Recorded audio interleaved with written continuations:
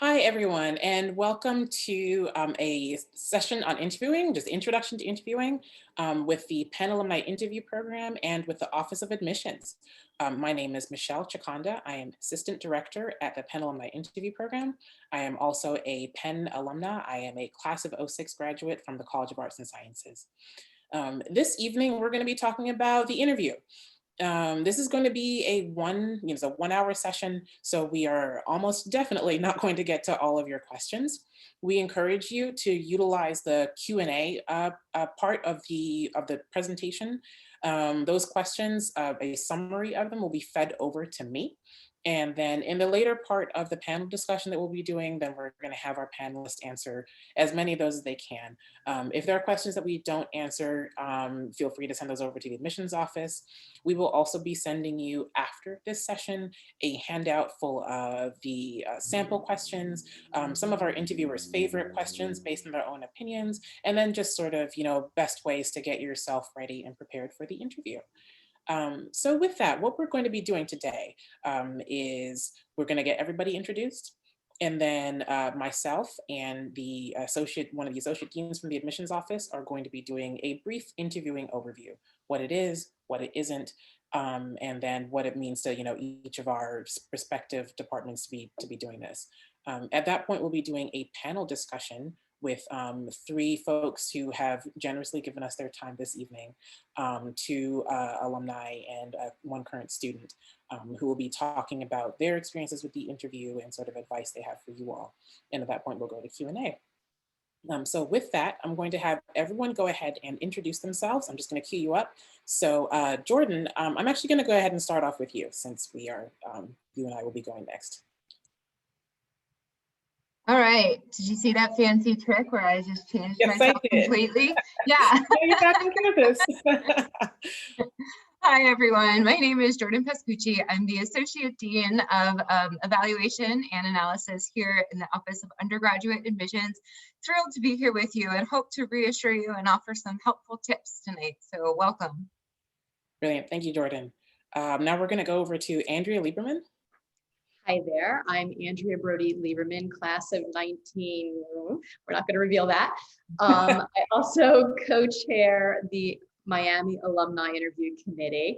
And I'm so happy to be a part of things tonight because I have a son who is now a freshman at Penn. So a year ago, he was exactly where you are now. And as a parent, I was exactly where your parents are now. So I think I have extraordinary empathy and compassion for you. So I hope that I can help you with a lot of tips tonight as well. Brilliant. Thank you, Andrea. I'm going to hop over now to Danielle Curtis. Hey, y'all. I'm Danielle. My pronouns are she, her, hers, and I'm a young alumna. I don't feel that young, but it's fine. I graduated from the College of Arts and Sciences in the School of Public Policy, Social Policy and Practice in 2015. And I've been interviewing for about 3 or 4 years. I'm super excited to chat with y'all about how the interview process works. I walked into it as a first-gen student who knew nothing about interviewing other than what I'd seen in so many coming-of-age movies. So I'm happy to either debunk or re-solidify some of the ideas that you've gotten from there. Perfect. Thank you. I'm really looking forward to that too. And finally, we've got Ricardo Pena, who's a current student. Hi, everyone. My name is Ricardo Pena. I'm currently a junior at the Wharton School. I'm studying finance and statistics. Similar to Danielle, I was actually a first-generation student as well. I also identify as low income. So I'm part of a group here at Penn that we just refer to as FIGLY students or first-generation or low-income students. That's just a little bit about myself. Brilliant. Brilliant. Thank you so much. So I'm super looking forward to the conversation that we're all going to be having later. At this point, I'm going to go ahead and bring up our presentation and sort of talk a bit about interviewing and ways to think about it and how you can best prepare yourself for it. So with that, I'm going to go ahead.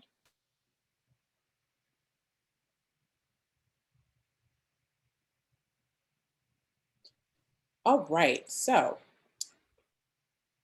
today, what we're going to be talking about is just, I'll call it a quick and dirty part about interviewing. So what it is, what it isn't, and how we want you to think about it. And then our panelists are going to talk about, their own thoughts about it, and then we're going to take your questions. So please be sure to feed those into our moderators, who will be sure to send me a summary of some of your best questions.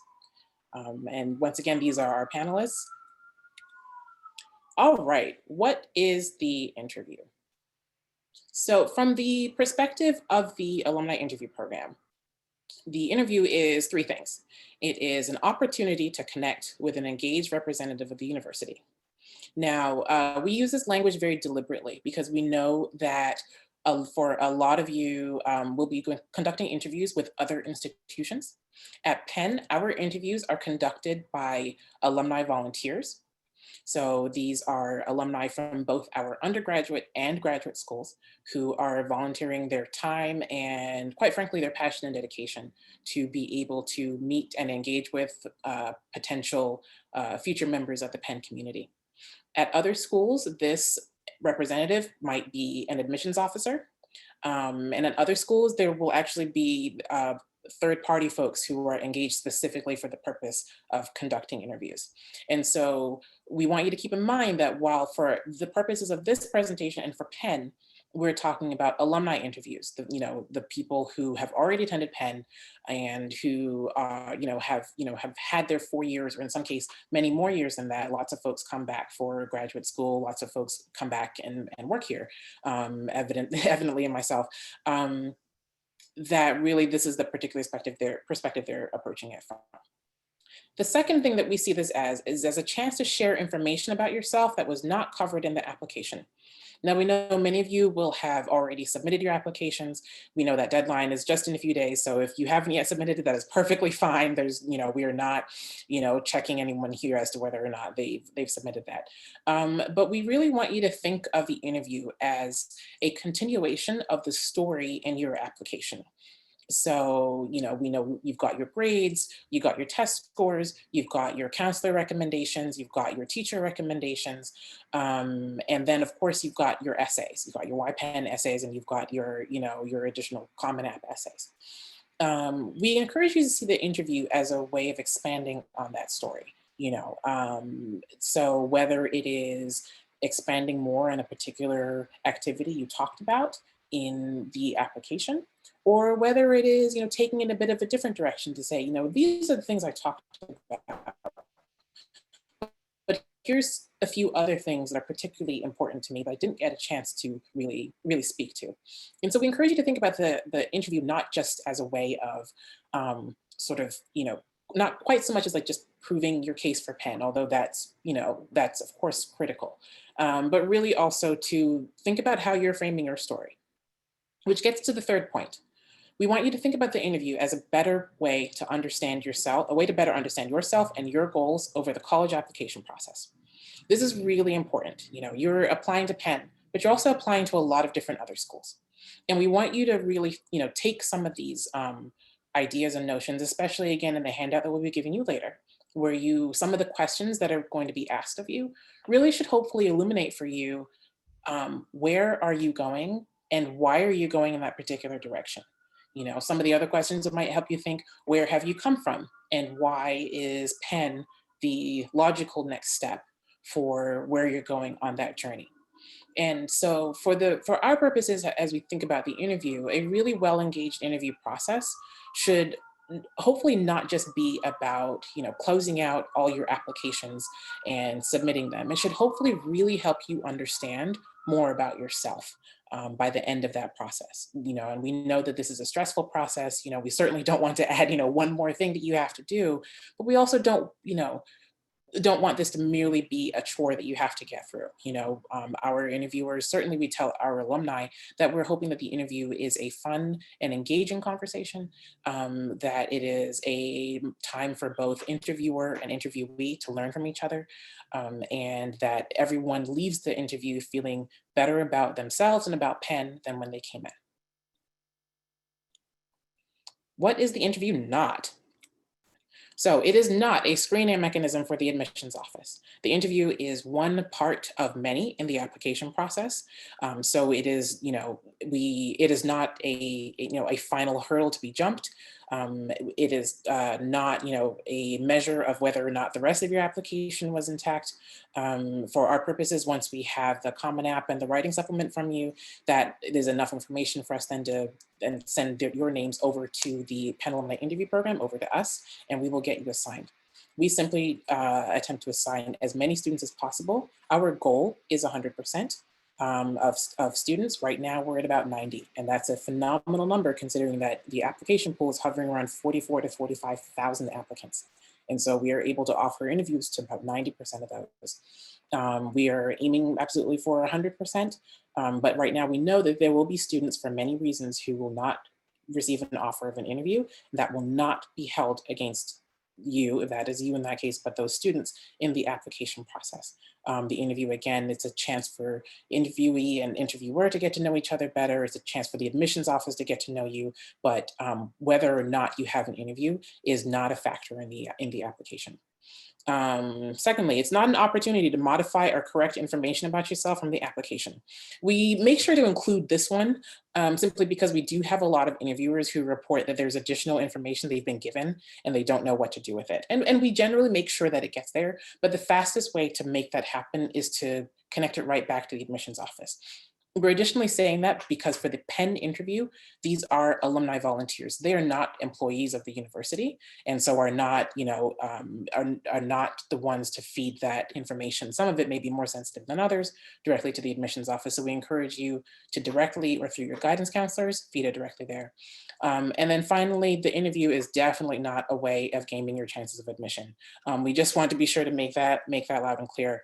The interview is an opportunity for you to expand on your story, but we encourage you to consider it, as in a positive light and not particularly in a light of trying to see like how you can figure out how many points you can gain in this process. We really want you to encourage it in a really thoughtful, careful, and in a way that's full of integrity. All right, so from here, we're going to go over to Jordan, who's going to talk a bit about the admissions perspective. And actually, Jordan, if it's okay with you, I'm going to go ahead and stop the share because I realized that that is just a screen. So. Sure, no problem. I'm really happy to help give you some context about how it plays into the admission process at Penn, but also more broadly as you apply to college. It's really interesting, right, that when you spend so much time preparing for this journey and this process, and it's so many years of work that's represented in this application, right? But yet so many pieces of the application you really have very little control over because they're coming in from other people, right? Recommendations, your counselor letter, your transcript, all of those things are already done, decided, and represent the perspective of others. So you have the application portion that you fill out, which really, how do you boil down all of your life and experiences into just short, brief essays? And then you have this other opportunity occasionally for schools that use them, which is an interview. And at Penn, we are so grateful that the work of the Alumni Interview Program and our amazing alumni around the world that we work super hard to try to get to 100% of applicants. Each year we're able to get to upwards of 90%. And it really ends up being a tremendous value, mostly because we get to kind of just learn about you. Somebody having a conversation that's much more casual. We'd like to sort of encourage you, come as you are, but that if maybe grandma or grandpa or teacher or someone you respect walked into the room, you would be pretty proud of how you were presented. So nothing too formal, but the kind of thing that, it conveys a little bit about your personality, but also that you feel proud, you feel confident, and it would be something that you would feel proud meeting a stranger for the first time. So during the admission process, what we really rely on is the takeaway of those nuanced things that you can't get through paper, right? Your enthusiasm, your energy, your passion for the things that you talked about that mattered most to you, the way that you made the speaker understand the things that matter to you, or the interviewer understand the things that matter to you. To reassure you, I will say that all alumni interviewers at Penn in particular, but also at most institutions, all interviewers that you'll encounter, they're cheerleaders. They are your advocates. They want you to succeed. They feel pride because now they met you and they feel a connection. And so they really are trying to lift up all of the things that you give them to work with. So the best thing to do is to sort of be as relaxed as possible, because that's going to allow you to add dimension to the conversation. And my biggest piece of advice is that the interview is not meant to be redundant to the rest of your application.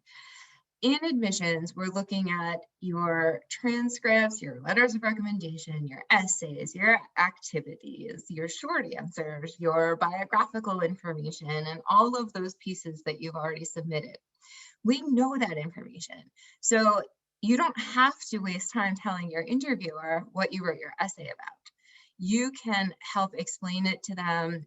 Maybe it is going to be about a topic that's important to you, but you can help convey that in a different way, a different perspective, elaborate on it in a way that you weren't able to in your application, add some depth, add some dimension to things that you felt like you really kind of maybe didn't get to fully express in your application. So it isn't an opportunity where you have to catch your interviewer up on your application. You don't have to present your credentials to them. You don't have to talk about things that are already presented.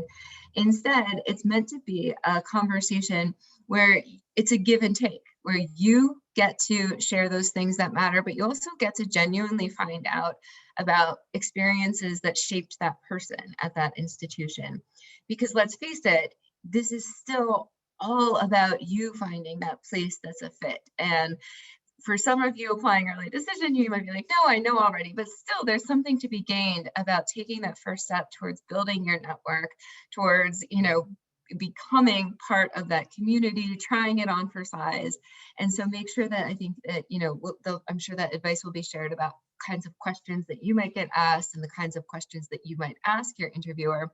But from the admissions perspective, there's not a single weight that I would say gets assigned to the interview. All pieces of the application in a holistic admissions process, like we use at Penn and like other highly selective institutions use, is taking the totality of everything, right? It's trying to use each piece to bring the picture more into focus. And for some students, their transcript does a really great job sharpening that focus. For other students, the transcript turns the dial a little bit, but then it's what others say about you that starts to sharpen it more. And then the interview comes into play, and we keep turning and turning the dial until all of a sudden we see clearly this picture of this amazing dimensional human being, in front of us that came to life off the paper from all of these different pieces. So it's not the case where an interview would ever determine an outcome of your decision. That if you have a bad day, we all have bad days. If you feel like you didn't click, don't stress about it. This is really a thing where it's really just meant to be additive. I have really, in my 10 years at Penn and my almost 2 decades in the field otherwise, I really can count on one hand the time that I've ever seen an interview that detracted from a file. And they were very extreme cases. Like in one case, a student committed a crime during the interview.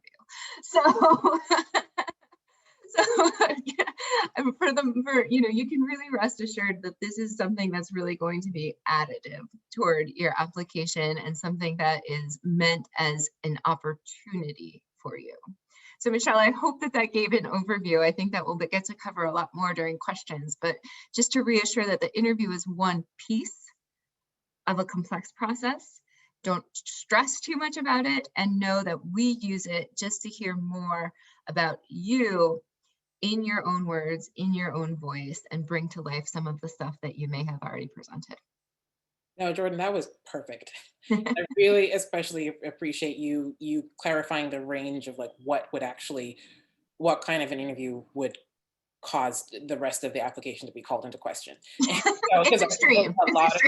It's very extreme. And because there's a lot of students who worry about failing the interview.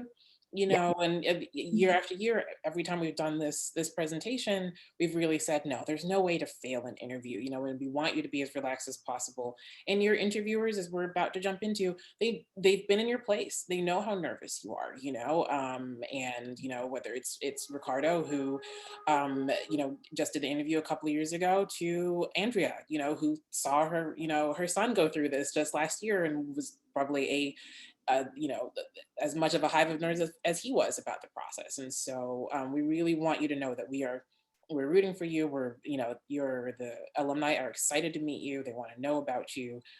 They're certainly not, you know, interrogating you in any way, and we have advised them not to. So really, just to come into this, you know, again with this handout that you'll get later, you know, to, you know, come into it with yourself being open to, you know, open to having a great conversation, you know, and open to, and don't be suspicious of the process if you had fun with it. You know, I think sometimes if things are hard, then it feels like, yes, that was a good thing. But, you know, if the best interviews we've heard of on both sides are ones where both applicant and interviewer just had a fantastic time. So with that, we're going to go ahead and just get our discussion started. So talking about the interview experience itself, Ricardo, I'm actually going to jump over to you first, and ask you what your interview was like for Penn, and then to piggyback on that, do you remember how you prepared for it? Yeah, so my interview for Penn was actually over the phone. So I guess to reiterate, I kind of live in an area that's not, I don't know, it's not an urban area. I live in like a pretty rural area. So I was actually offered a phone interview. So it was really good. It was only about like 30 minutes. We covered a lot of substance though. It was a lot of like, who are you? What are you interested in? I definitely feel that the interviewer was very kind in the sense that she really tried to like get the information out of me that she needed. Like, you know, what kind of things do you do at your high school? How do you feel that contributes to, I don't know, your enjoyment at school? What kind of person do you think that you'd be at Penn? Those types of situations, those types of questions. So I think it went really well.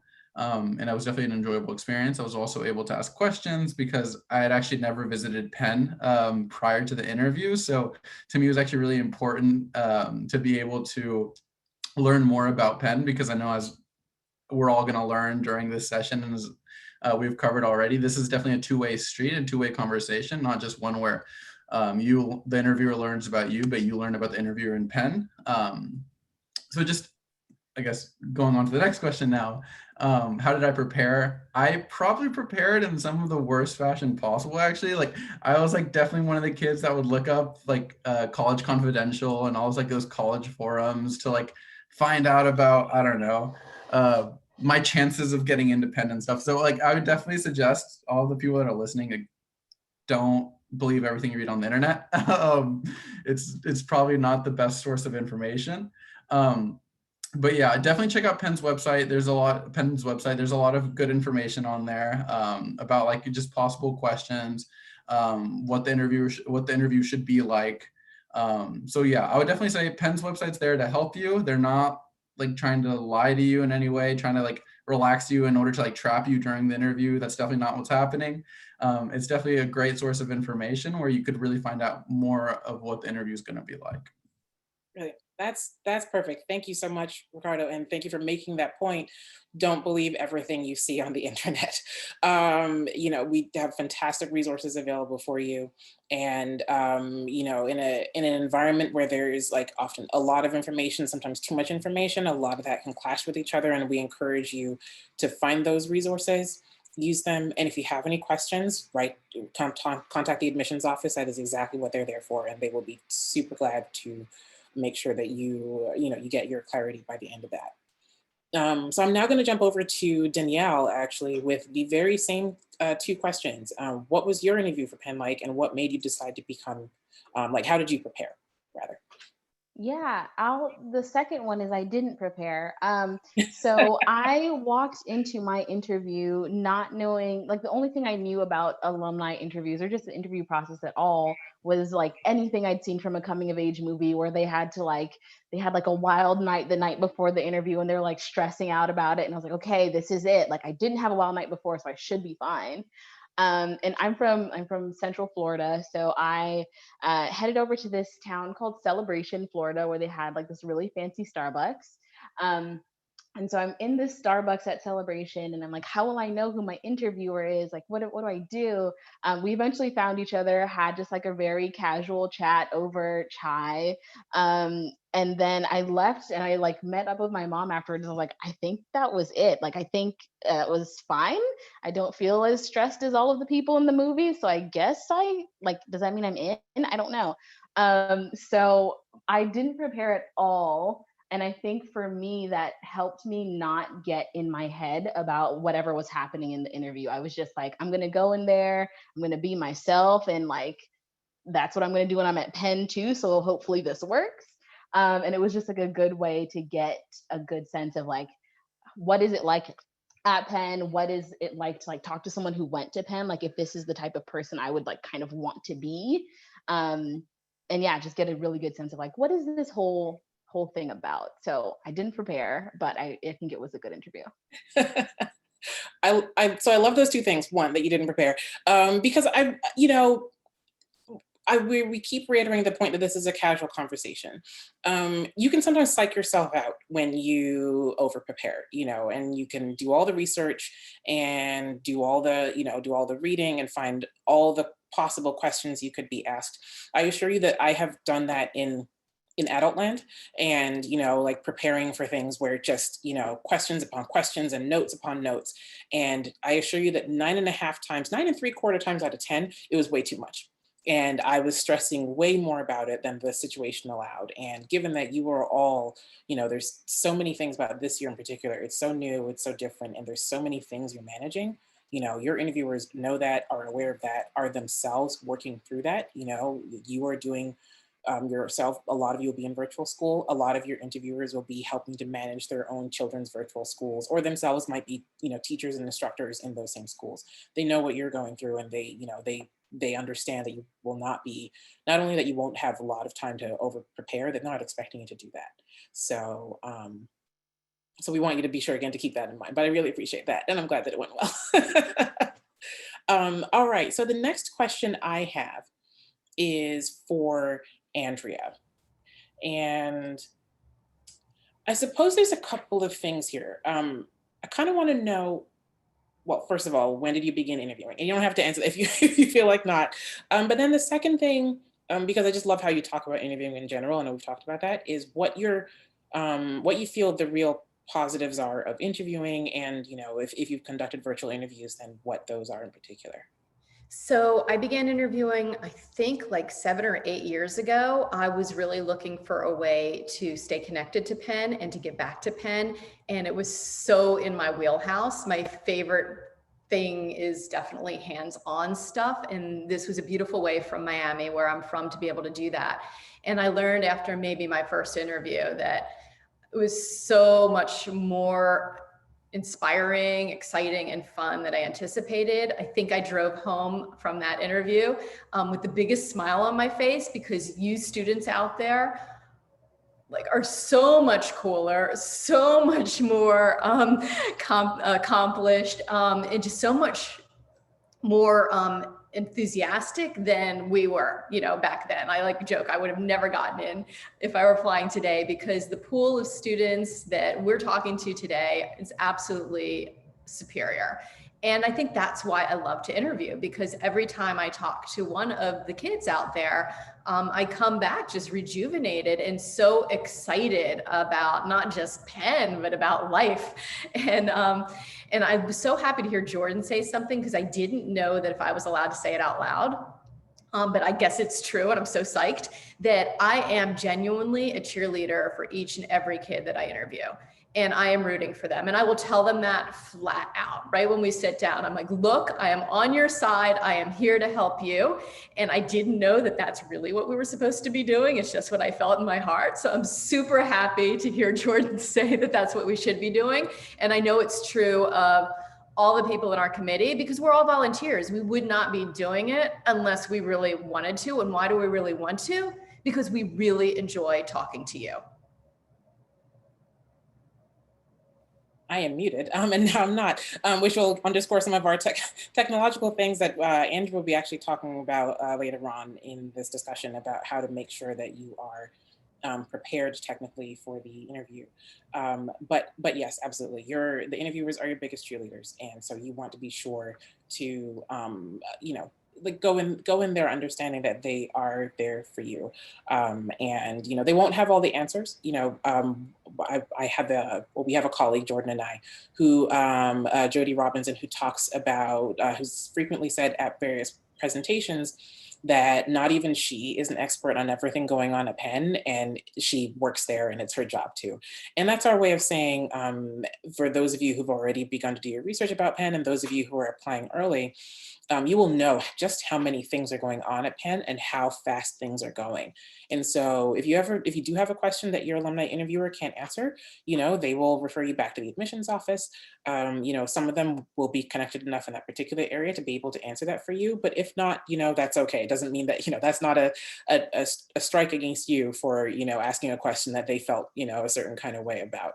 But again, go in there knowing that they really do want to be there for you. So I'm actually going to jump over to Danielle with the same question of, what your favorite thing is about interviewing and actually what made you decide to be an interviewer.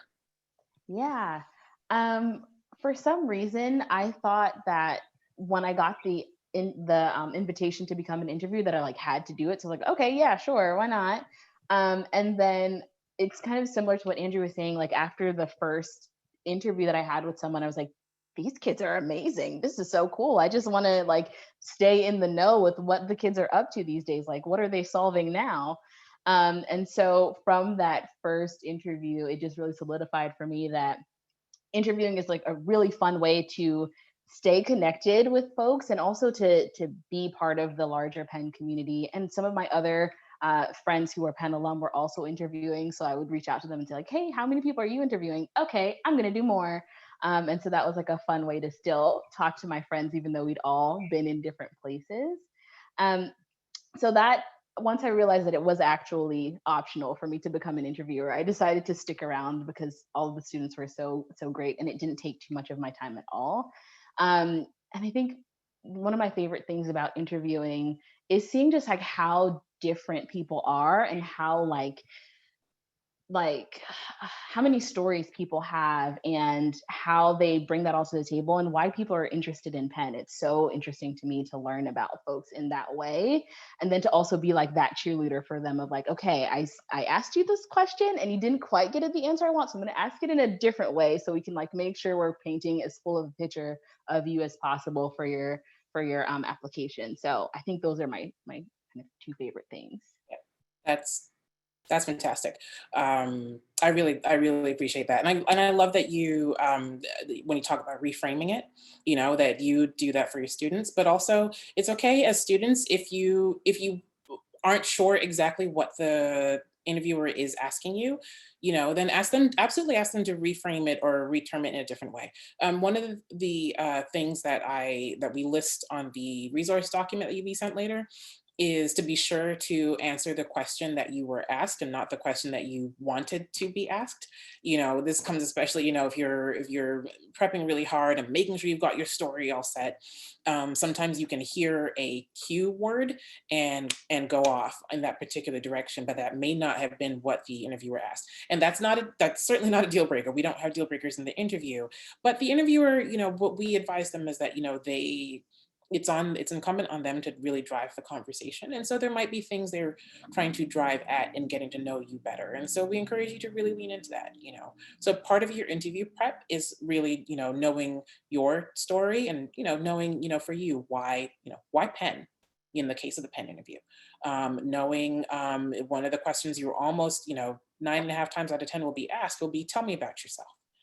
So what are those beats? If you had, thinking about the elevator summary, 1 minute to answer the question, tell me about yourself, how do you frame that? If there's do you list just a particular list of, random attributes, or a specific, specific things that tell about you and who you are, that then give the interviewer a lot of things to work with to ask their next questions.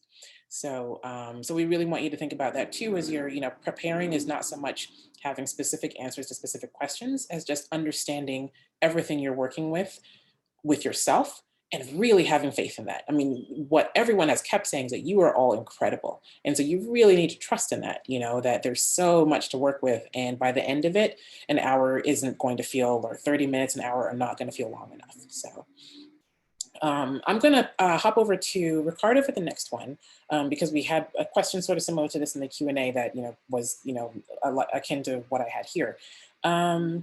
What were some of the things that you were most nervous about before the interview? And then how did you deal with that? Yeah, I think similar to a lot of students here, I'm glad a lot of people are on this call actually, so you can actually learn about some of the things, like misconceptions that you might have going in.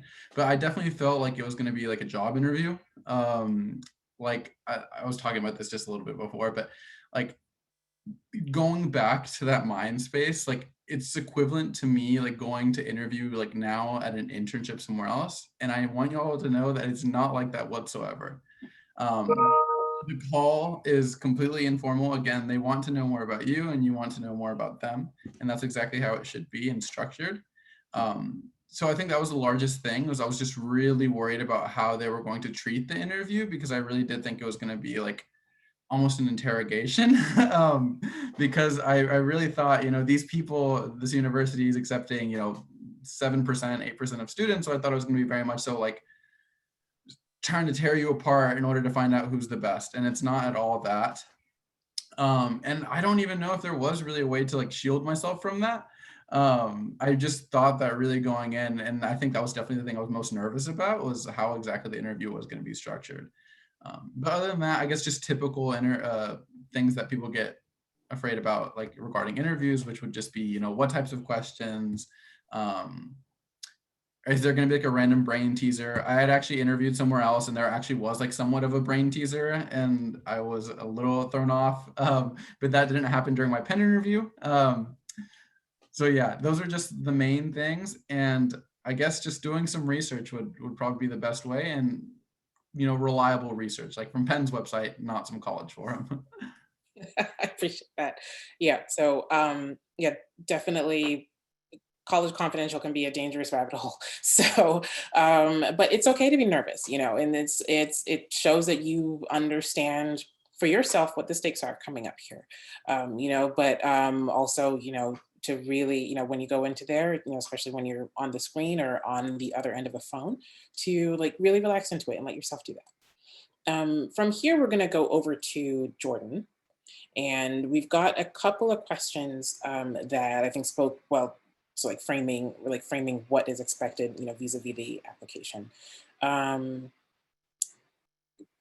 There's a question about what happens, what happens after the interview, and what happens with the, does the interviewer tell the admissions office about what we talk about? And then do I need to send my interviewer my resume ahead of time? And I know we have the stock answer, but I want to hear it from, I actually think the admissions perspective is pretty great. Yeah, great. And Ricardo, man, I really am so grateful for you endorsing to just walk away from College Confidential. If you want to contribute to your anxiety in the process, it's a dark, dark place. So yeah, so when it comes to what happens after the interview, first things first, here's your one of your many insider tips that you'll get tonight. Send your interviewer a thank you.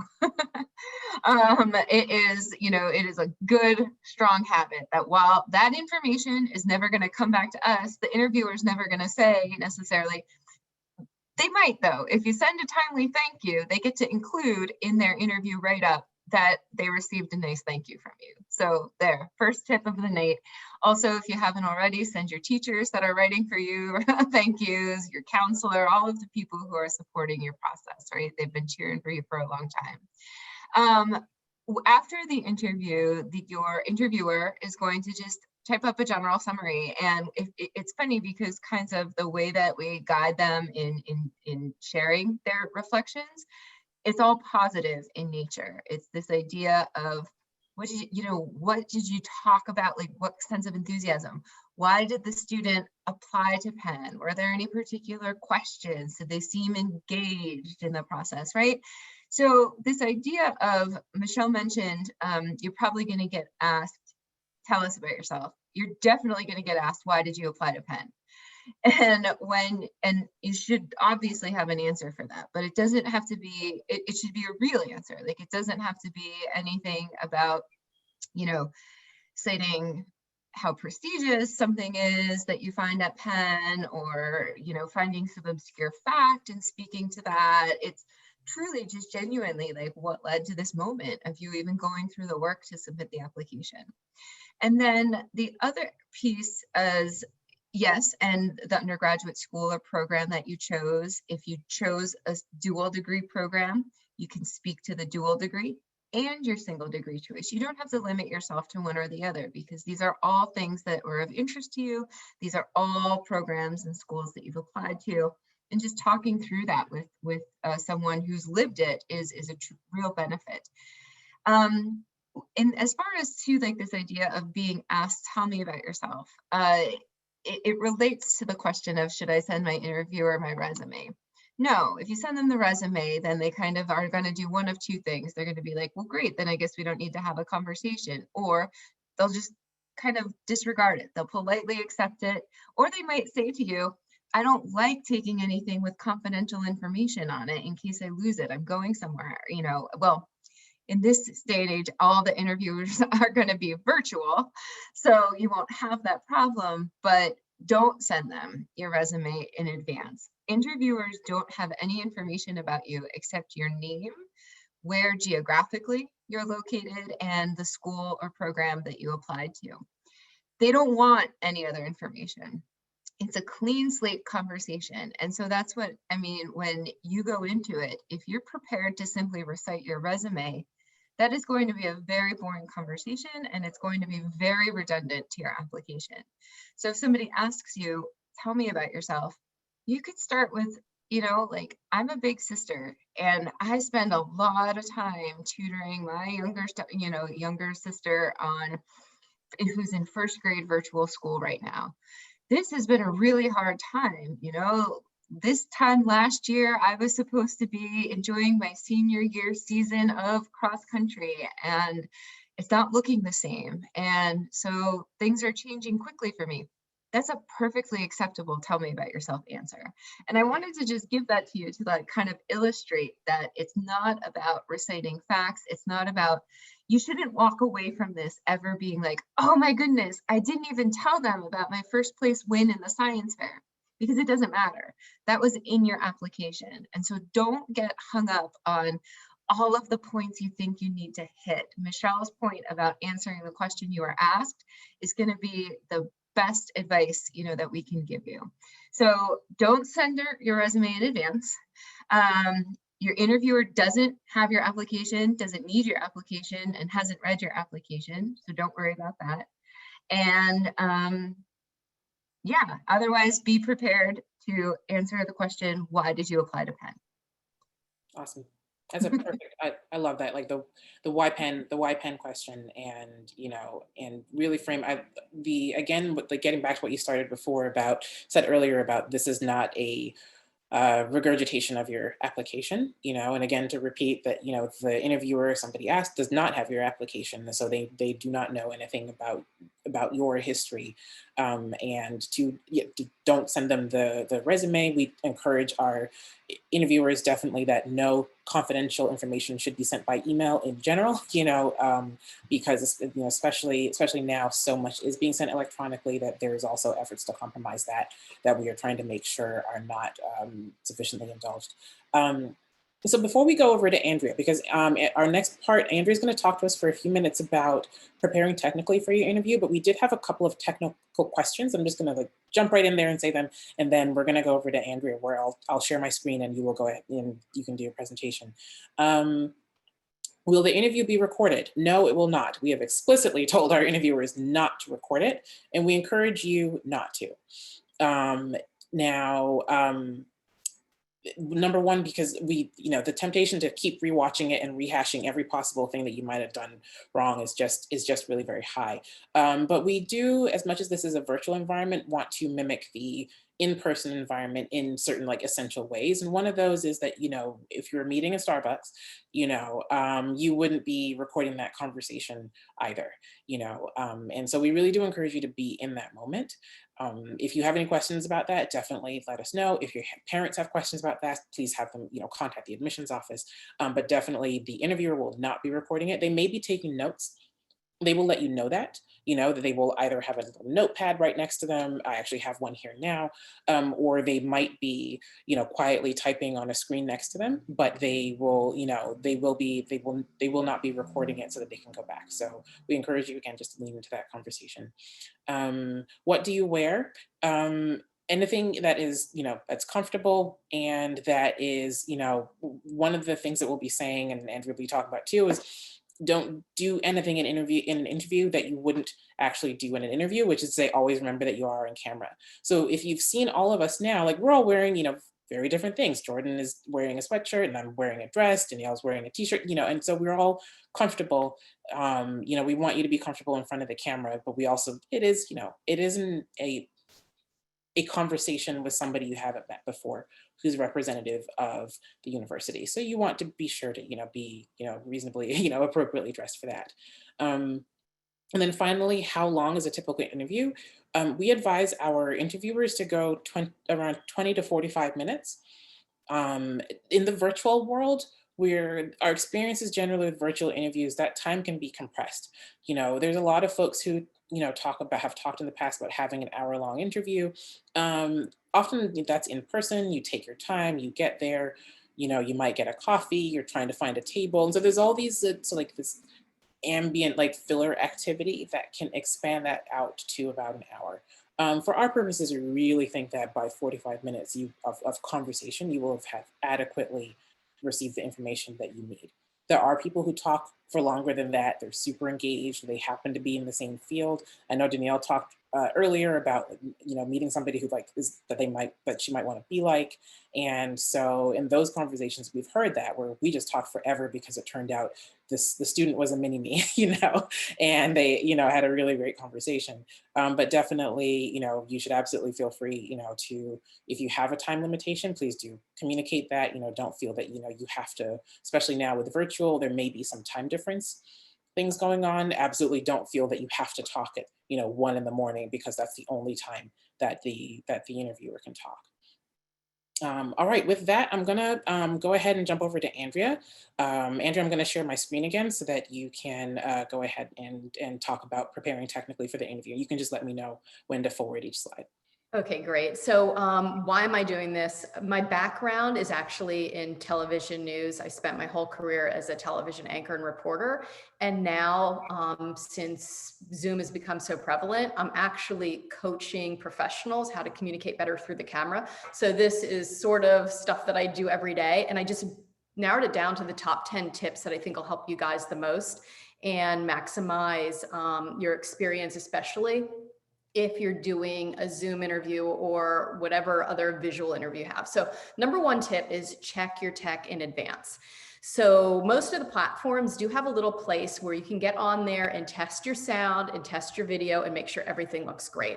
And the reason you want to do this before you even log on, because if you're trying to fiddle with everything while your interviewer is on the other side waiting for you, it's almost like walking into that Starbucks, if it were in real life, late. You would never want to do that, and you don't want to be messing around with any of your tech while your interviewer is waiting. Next, number 9 is to turn off stuff that pings or rings. So not only is it sort of going to be a little distracting if your Snapchat keeps going off, or if you're getting messages while you're talking to your interviewer, it'll probably be more distracting to you because you're going to be dying inside. You're going to be like, oh, please make it stop. And you do not want that to happen. So close everything out, whatever you have to do, just make sure you turn it off. Number 8 is flip to landscape mode. So if you are actually doing this on your phone, make sure it's like this. This is known as landscape versus portrait, because most of the people will be looking at your interview like this, and you want to make sure that you're not like in a tiny box. It looks like you're in a cell, which will happen if you hold it in portrait mode. Number 7. This is an important one, and like too many people blow it off, but it's really, really significant. Place your camera at eye level. So what does that mean? That means you should be able to draw a straight line from your eyes to the tiny lens, which I'll of your camera. Why does that matter? Well, the camera is really the surrogate or the stand-in for the eyes of the person we're speaking with. And if you were talking to them in real life, you would be looking straight into that camera. And if you were, if the camera is too low, if you can go to the next slide, I think we have an illustration. If the camera is too low, you're going to look like Darth Vader. You're imperious, you're looking down on them. If it's too high, you might look like a little kid. And frankly, that's probably the last thing you want in this situation. All right, let's go to the next tip. Control the lighting. This is super important too. You might think if you put yourself like near windows, it's going to be the best thing possible. It actually can turn out to be pretty bad. If you go to the next slide, you'll see that you end up looking like you're in the witness protection program. That's something called backlighting. You do not want that. What you do want is front lighting, light from the front. Super easy to achieve that. Just take your desk lamp and put it directly behind the screen on your device. And that way the light will come right onto you. I frequently borrow my son's TikTok ring light to do some of my interviews. And if you have that lying around, you guys are like the masters of lighting these days because you're all on social media. You know what good lighting looks like. Make sure it looks good for this interview. Okay, next one. Sit squarely in your frame. This is super easy. So what does that mean? You just kind of want the same amount of space on this side as this side, a little space above your head and a little space below you, because if you look uncomfortable, it'll feel uncomfortable to the person on the other side. Number 4. Oh, here, this is a good way to kind of take a look, take a moment to just see that's kind of what it has to look like. The next shot is up your energy. So I'm going to tie this a little bit into some of the questions that we saw in the chat, is like, how do you control the nerves? The nerves are actually a good thing in this case. Embrace the nerves and use them, because something really weird happens on camera. It really dims us. It sort of, if our goal is to appear like ourselves and more natural, the camera actually makes us go in a different direction and flattens us. So what do you have to do? You have to take some of those nerves and some of that energy and put it back out there. My daughter is a dancer, and I remember one of her tap teachers saying, when you're on stage, make it so big, your expression so big that you actually start to feel stupid. And that's exactly the moment where you appear normal. And it's kind of the same thing. I mean, I'm not saying you should pretend you're about to do a time step, but remember this analogy. And before your interview even starts, get your headspace right, amp up your energy, take the nerves and embrace them, name them, and move on. And with a really positive vibe going forward. Number 3 is minimize your background noise.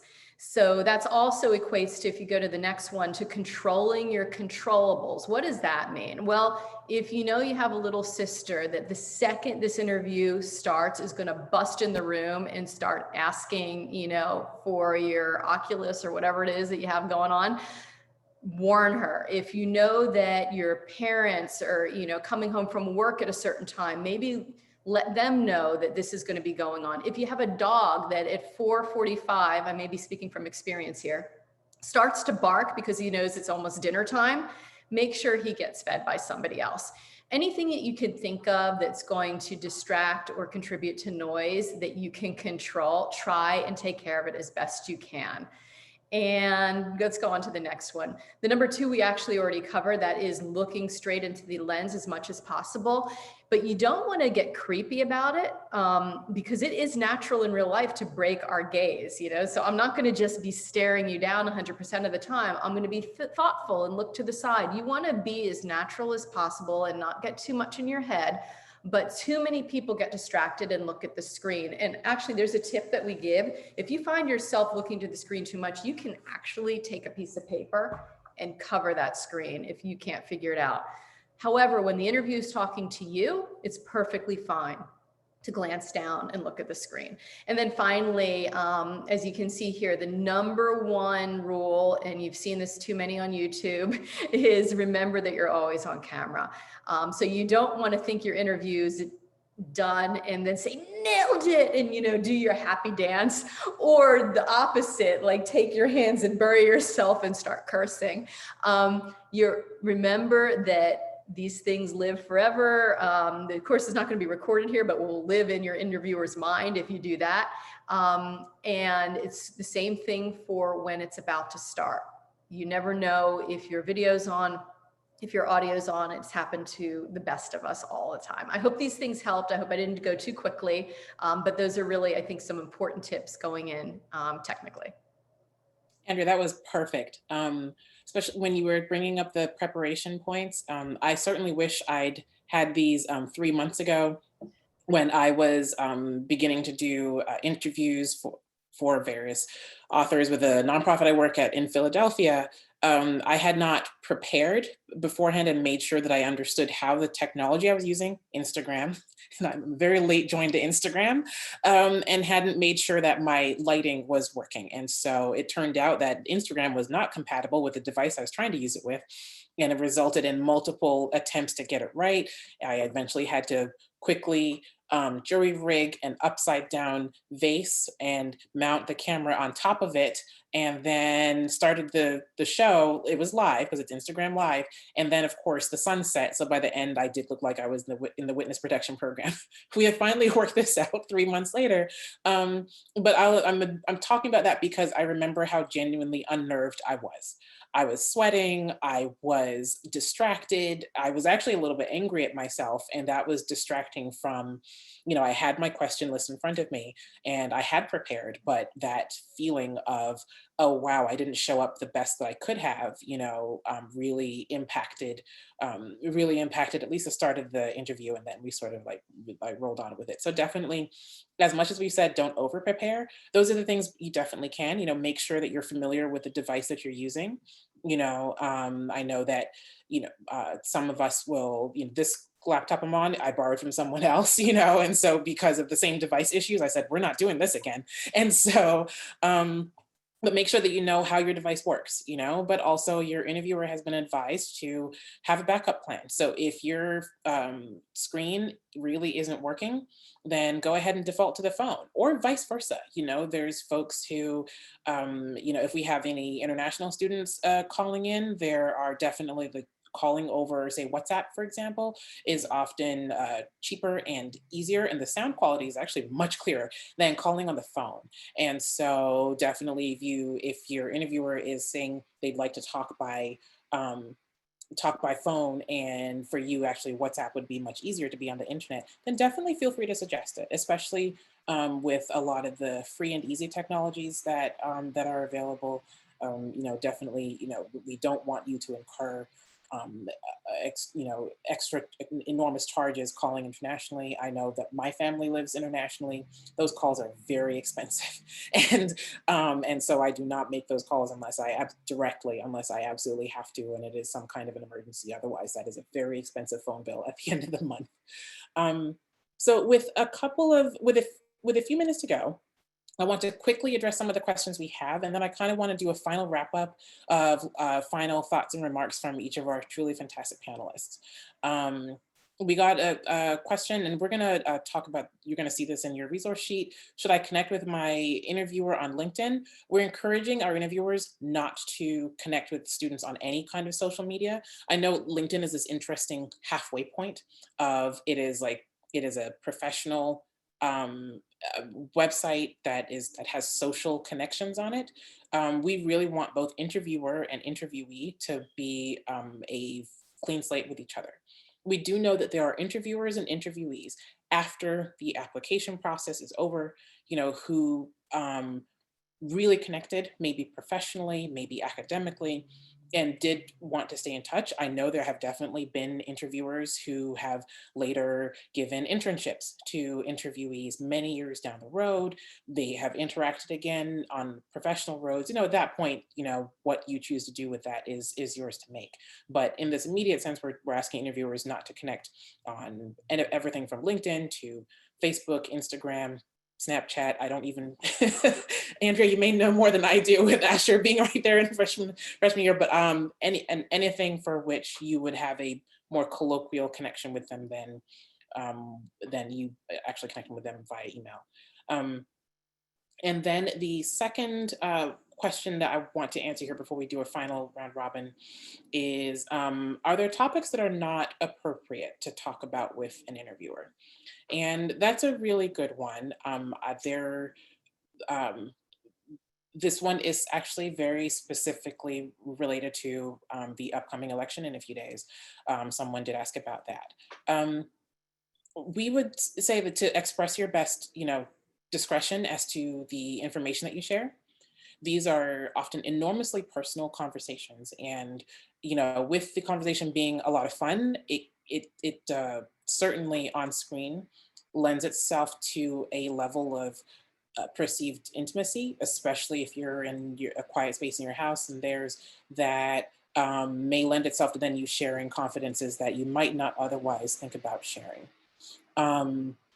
We recognize, I'm going to ask, actually, Jordan or Haley, if you have any additional thoughts on this, that this is a particularly, contentious year for many reasons.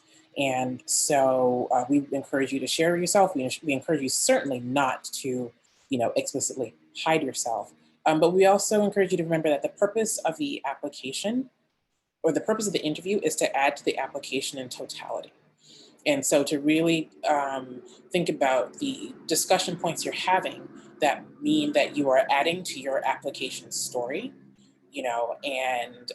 there's one thing, there's a certain thing to be said for interview rapport where you're talking about, hey, what's going on around us? And in many years, there's been different things going on around us at that particular time that you're interviewing. But we encourage you also to, whether it is you both in agreement on what you believe or are feeling or thinking about, or otherwise, don't let that take away from the direction of the interview, which is, to talk about why it is you're sitting in front of them now. Why are you thinking about Penn? Why are you thinking about college? Penn is one of many. And you all do know that, many of you have checked our website already. Like most applicants will not receive the decision that they're necessarily looking for from Penn. And so what does this larger journey mean to you? And we really want to be sure that you stay, on with that. Jordan, I don't know if you have any additional thoughts about that. Yeah, I'll just add that it's totally appropriate to bring up things that are relevant to the now, relevant to you now, right? You're interviewing the day after the election. You're in the city of Philadelphia, and there's tremendous unrest, social unrest right now. You're in California, and there's wildfires. You're in other parts of the world, and you're dealing with all sorts of, of things, whether it's related to the pandemic or not. There's a lot going on, and sharing how you engage with the world around you, how you see yourself and your relationship to your community and to the world around you is one of the greatest things that you can convey in this interview. So don't do it out of left field, of course, but as it's a natural part that's inherent to your story and the way that you've been using your voice lately, the way that you have been experiencing the world, it is totally fine to use that frame of reference to answer a question. So like Michelle said, is that it's just all about context, right? It's about, and it relates to some of the questions that I've seen in the chat about, should I bring materials to help facilitate my interview? Almost like, I don't want to say a show and tell. I'm a 5-year-old, so show and tell is tomorrow for us. And you can do that, but don't let it distract from the organic conversation that can be taking place. So again, anything that comes up, whether it's a topic, whether it's something that you offer, all of these things, really just relating it back to that question that's being asked of you. That's perfect. That's a wonderful place to then do my final round of questions of what advice each of you would have. So I'm going to go the same order that I started in. So I'm going to go with Ricardo. I'm going to start with you. What final advice would you have for students, especially you being a current student now? And then maybe a second question, because I just sort of want to know if the why Penn question, how has that changed for you in the last couple of years? Now that you're in your third year, or things that or things that you would have said differently. But then, yes, what advice you also have? I guess I'll go ahead and answer the why Penn question first. So I can't remember exactly what my answer was for why Penn 3 years ago, but definitely for now, today, my answer would be the people. The answer is obviously very difficult for people who have never experienced, Penn and experienced the people at Penn to give that response. So I've met so many people at Penn from so many different backgrounds, and I think that's one of the things that makes Penn so beautiful. It's really at the intersection of liberal arts and free form thinking, but at the same time you have Wharton, which is very much so very practical. And I think it's a very beautiful mix of people that you can find here. For example, I've met people that have published in Nature. I've actually met the girl who's the fastest Rubik's Cuber in the world, the fastest woman Rubik's Cuber in the world, which is so interesting. I've met, someone who's ranked 5th for 20-year-olds in chess in the country. You meet amazing people, and I think that's one of the most beautiful aspects of Penn, and that's what I would give for my answer for why Penn. And as for advice, it's tough to hear, but Penn isn't for everyone, and that's not a bad thing. If you don't get into Penn, it may have been for the best, right?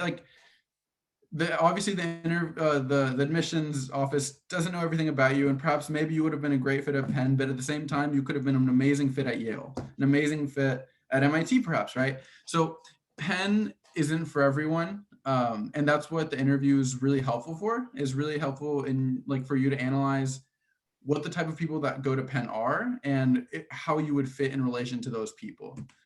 So that would be my final word of advice: is Penn isn't for everyone, and that's okay. Well, we need to hire you at the admissions office, because that's perfect. That's perfect. I'm so glad that you said that, because it's really important to, this is a year of really complicated feelings, and we talk about coming to terms with sometimes not getting the thing you want, and this year that's just taken to another level. Everything that we all imagined, I'm sure all of you have seen the memes of my idea for what 2020 was going to be versus what 2020 actually turned out to be, and everyone is feeling this. And so, to get to Ricardo's point, Penn may not be for you, and whether it is you could be here now on this call, and after thinking about it some more, and you're like, I'm not sure anymore. Or it could be that the admissions office doesn't see a place for you this year. This has nothing about you and your value in the world. We can't stress this enough, that simply for this year Penn didn't find that place, but it might be that your place is somewhere else, and we encourage you to really lean into that too. Life is, people talk about often how short life is, but it's also not that short. And there's a really long, journey getting to where you're going to get eventually. And just because the place where you thought you'd be isn't, then, doesn't mean that you're not going to eventually get what you want in the long run. So from here, we're going to go to Danielle, and I'm going to ask you what advice you have. And if you have thoughts on why Penn, I know it's been, I guess you graduated 5 years ago, but, love to hear that. I'm not going to answer why Penn, because I feel like I would just be stealing from Ricardo, because it's the exact same answer. It's the people. Yeah. And kind of building off of Ricardo's earlier point, you meet so many amazing people at Penn, and it's kind of weird to think that for someone else at Penn, you are one of the amazing people that they met. And so you're kind of going to walk into your interview not necessarily feeling you might walk into it thinking that you're not awesome or amazing, or you're fine. You already got to your interview, you filled out your application, you are more than capable of handling a 20 to 45 minute interview where you just have to truly be yourself. It's tried and true like tired advice, but it is so applicable for your interview. Just fully be yourself, be comfortable, whatever that means for you, and make sure that you're letting your true self shine through. That's my full advice. Awesome. Thank you, Danielle. That's perfect. Andrea, I'm going to jump over to you. I know we're running out of time, but the one thing that I would say is don't be afraid to show all the dimensions of you. You're coming into this interview, and we've heard a lot, you know, you treat it like an internship, like a high-tech job, the Ivy League, it's so intimidating. Don't be afraid because of that image to show everything that's interesting about yourself. I once had a young woman who emailed me way after the interview saying, hey, I just want you to see my fashion blog. Like, fashion blog? Why didn't we talk about that during your interview? That would have been fun. She was embarrassed. She thought it wasn't serious enough. I mean, but you never know where you're going to connect with the person on the other side. It might be that one thing that you were hesitant to talk about. Maybe you didn't watch the debate last night. You watched The Bachelorette. That might work for the person that's talking to you. Don't be afraid to be yourself, because at the end of the day, we want to know you. That's the reason we're here. And that is what we're seeking in these interviews. That's awesome. Thank you. I'd love that. Share the real parts of you. If you have a fashion blog or other blogs, don't be afraid to put that up. With a couple minutes ago, Jordan, I don't know if you have any final thoughts before we close out. And then Into sending a thank you. The only other piece of advice I have is, for attending tonight, I want you to leave with some insider tips. Here's 2 questions that you can ask your alumni interviewer. What are you most proud of from your time at Penn? How has your Penn experience shaped your life or career after graduation? Go with those 2 questions, and any interviewer you have will be thrilled to talk about it. So that's my tip. Brilliant. That's a perfect way to wrap it up. I want to thank you all so much for joining us. Danielle, Ricardo, Andrea, and Jordan. Thank you so much for doing this. We could have talked a longer time, and I certainly would love to continue to pick your brain about all things admissions and interviewing. We encourage you all to continue to check back on the admissions website for resources and other information about interviewing. If you have any questions, please go ahead and ask the admissions team. And we wish you all the best with your applications, regardless of the results. Like, this is it's an intense time. It's a scary time for many, and we just really do wish you the best. And we know that wherever you end up and however you end up, it'll be exactly where you need to be. So have a good evening. Good luck with school. Good luck with applications, and we will see you not on College Confidential. All right. Thank you all. Good night. Bye.